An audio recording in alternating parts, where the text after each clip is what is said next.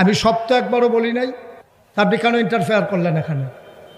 সেই দিন কি আছে নাকি? আর আপনি খুব বাজে একটা কাজ করছেন। আপনি খোঁজ নেন বাংলাদেশে 100 মসজিদের ভিতরে 95 জন সভাপতি হয় সুদ নাইলে ঘুষের সাথে জড়িত।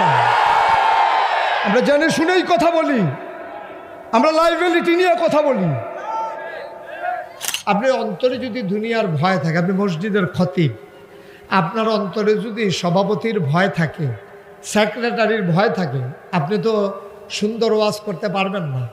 তো মসজিদের ভিতরে এই সভাপতি, বাংলাদেশের মসজিদগুলোতে অধিকাংশ সভাপতি দেখবেন রিটায়ার্ড পারসন, এলাকার ধনী মানুষ, সারা জীবন ঘুষ খাইছে, খাইয়া টাকার মালিক হইছে।